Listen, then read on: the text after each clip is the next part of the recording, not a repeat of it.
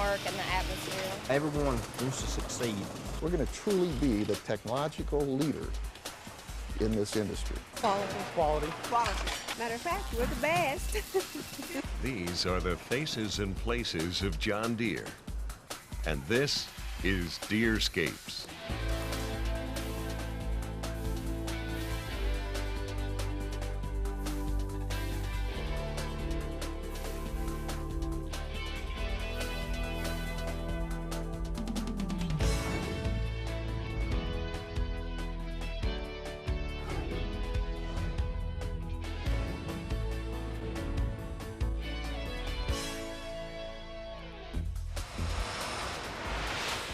Deerescapes is your video magazine, a way for you to see the people behind the products in John Deere commercial and consumer equipment plants around the world. In this episode, you'll see how we cut across America to get the word out to dealers about new products. And you'll get the inside scoop on what's happening with the commercial and consumer equipment division in a conversation with President John Jenkins. First, things are going great in Greeneville.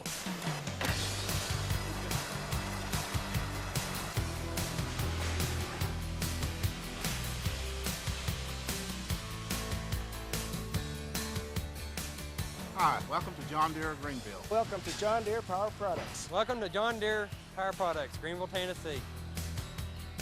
Nestled in southeast Tennessee's Appalachian foothills, Greeneville is a special place. The kind of place where roots run deep and feelings for community and each other run even deeper. And like other small towns, it's home to a John Deere Cnce plant. From the outside, this looks something like your typical manufacturing facility.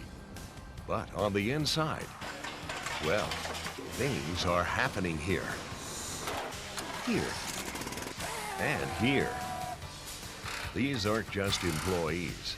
They're teams of top-notch professionals producing the 21-inch walk-behind, the LT line, the Sabre, Scott's Riding tractor line, and Bagger products. The difference? Everything they do together. I think some of the things that maybe are unique to the team approach we've got here is that the assembly lines are broken up into work teams, and each of those work teams set their own metrics. That way we have better quality, we get the production done, and it just makes a better workplace. Everybody getting along and having to pitch in and help together. It's not one person running the show.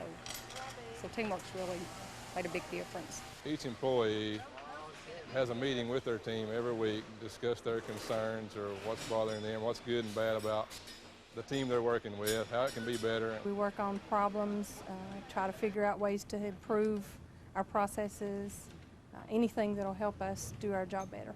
It's working. Teams are everywhere in this organization, making sure everything from work to play, quality to safety is just right. It was team commitment to safety that led to the 1999 award for 1.9 million man-hours without a lost time accident.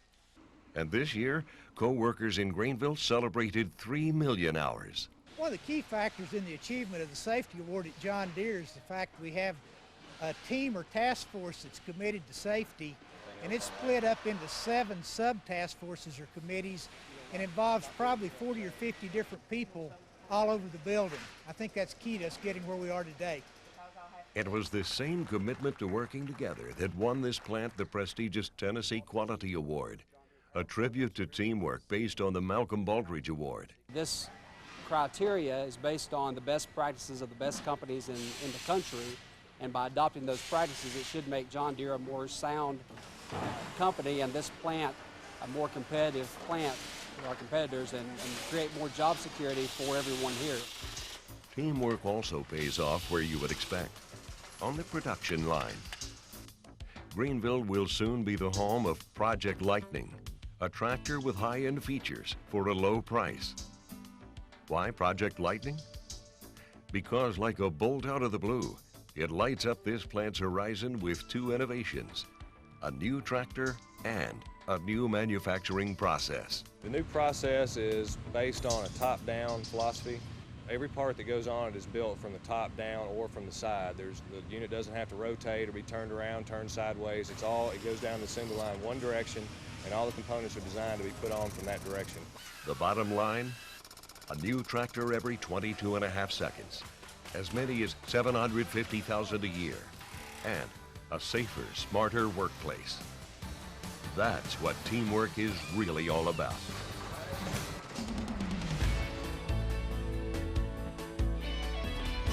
Next on Deerescapes, it's time for innovations.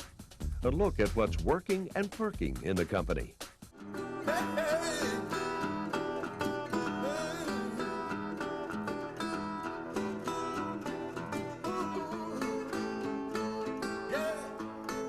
Cut Across America is grassroots at its best.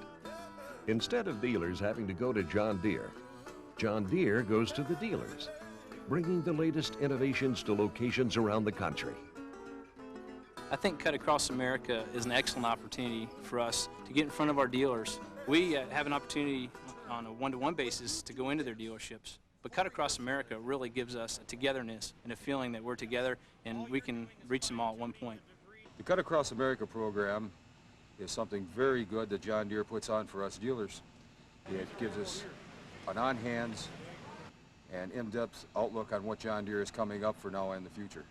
Well, the beauty of Cut Across is the ride and drive. They get good information inside, but you don't really experience new product and new technology until you feel the difference. And the dealers get a chance to do that at Cut Across. This makes a good relationship with Deere and shows us their support. It also gives us a chance to have hands-on capabilities where we can drive the new Deere products as well as drive the competitive products. Next on Deerescapes, a look at the division with the person in the driver's seat. Let's spend a few minutes with Division President John Jenkins. John, this year is proving to be a real challenging one for the Cnce division. Sales are down and we're below forecast in terms of financials of where we wanted to be at the start of the year. Can you tell me some of the reasons for this? Well, you know, Kim, this has been a really difficult year for the division. First, we had a late spring, and we had a couple of warehouse fires. We then came into the selling season, and we found that the economy was less vibrant than we had hoped it to be. And as we go through now, the latter part of the selling season, we've had very dry conditions in a lot of the areas, and we're just really struggling to find the right way to get through what's been a very difficult economic and weather year. Now, on the other side, I think we're probably magnifying the problem you're seeing this year because we're doing some things to correct the business, to build a better business for future years. And we'd hope to do that in a more robust economy. But we're very vigilant at that, and we're going to do that. And that's a very important part of 2001. So what do you see as the three most important areas that we need to focus on right now with our business? The management group and I have said we're going to take $1 billion out of receivables and inventories over the next 5 years. And we're going to start that yesterday, because we've already taken out $300 million when we complete 2001. I believe when we get those inventories and receivables right, and we start building product as we need it and as the customer wants it, you're going to see real good things happen to this division.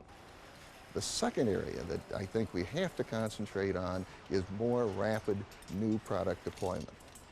We're going to bring fewer but better changes to the marketplace. And we're going to define our product carefully at the start, and then we're going to deliver exactly what we define at quality levels unsurpassed in the industry. We're going to truly be the technological leader in this industry. And the third thing is we're going to work as a team. We're going to develop our human resource and deploy that throughout the division in a planned and aggressive manner. That's what really makes a difference. People need to know what they need to do, and then we got to get really good at doing it.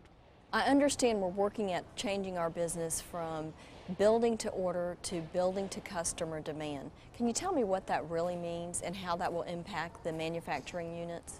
Yes, Kim. Well, we used to call build to demand, in a sense, build to convenience for us, not for the customer.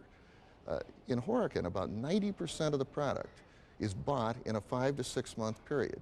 Yet we run the factory 12 months. So we build inventory and well ahead of when the customer orders it. What that causes is misspecification, product change, and a lot of carrying and storage and restorage of that inventory. We're going to figure out how to run our factories so that we build product and deliver product exactly when the customer wants it. And we figured out that, you know what? That's also the cheapest way to build product. We've labored under a belief that if we didn't level the schedule, we couldn't afford to build the schedule. And we're fast disproving that fact, and I believe within the next 3 years, Horicon will be delivering product right when the customer wants it. And if I'm a manufacturing employee, how will my job be impacted? If you're a factory worker, you'll be impacted by having a period of time where you're very, very busy and you're probably working overtime, and then having a lesser workload, which I call the off season, where basically you and the other factory workers are going to be getting ready for the next season. We'll be doing things like testing of product, we'll be taking vacations, we'll be doing all of the things that we used to do spread out throughout the entire year in that off-season or lower period. There's maintenance, there's a number, so what we're going to do is change the definition of what your job is, not just as an hourly employee, but as all employees. An accountant may well keep the books for 6 months and then may work on strategic sourcing for the rest of the year. So it is a big change. It's going to require us to think differently, but it's a very positive change from the standpoint of how we're going to respond to our customer. Lately, the communication we've been receiving from Chairman Bob Lane talks a lot about shareholder value added, or SVA. Can you tell me, a non-financial person, what that really means? Well, it sounds confusing, Kim, but actually it's really pretty simple. If you're a shareholder and you give me $1, you expect something greater in return in the future, a year, 2 years down the road. In our case, across the industry, that's about 12 cents or a 12% return. Now, if you're in a year that you're contributing or earning less than 12 cents, then the shareholder is apt to move his investment. And in today's electronic age, that's as simple as pushing a button. And suddenly, he's out of Deere or she's out of Deere and into another commodity. Now, what we have to make sure of is that we return consistently to the shareholder what their expectations are. In a year like this, we're really about half of what the shareholder had anticipated from our investments. And of course, if we were to continue that way for an extended period, we'd lose the confidence of those investors. So what are we doing as a division to improve our SVA? Well, we're taking inventories and assets down, as we talked earlier. And I would say the other thing we're doing is we're really learning how the business is won, not seven. We're starting to learn from each other instead of trying to do everything independently at each of the 7 units. I just put out an announcement about a week ago that divisionalized product engineering and strategic purchasing. And the point of doing that is to form uniform, complete processes across the division and across the enterprise that allow ourselves to learn once and deploy many times. So tell me what we've got in store for next year and, in fact, the years ahead. Well, the first thing I'd say is we've got some really exciting new product. You know, we're coming out with a brand new heavy-duty tractor that's second to none. You can literally take a 115-pound person and they'll be able to change any attachment on that tractor in under a couple of minutes. That's exciting and that's real customer friendly. The second, that'll be supplemented by a new mass product that absolutely will knock the socks off competition. It's sleek, it's powerful, and it's what the market really wants.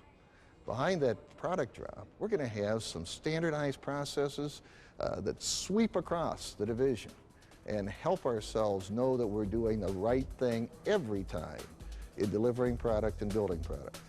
And most importantly, if the economy gives us any break at all, we're going to have a great sales year and a much better operating year than we've had this year.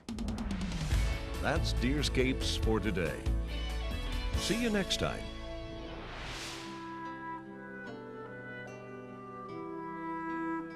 One of the greatest joys of growing up is discovering that dreams can come true. The John Deere LT-133, only $19.99, and built John Deere solid, with more than 160 years of relentless craftsmanship and innovative engineering. It's the John Deere you've always dreamed of, at a price that's as practical as the man who buys one. Nothing runs like a Deere.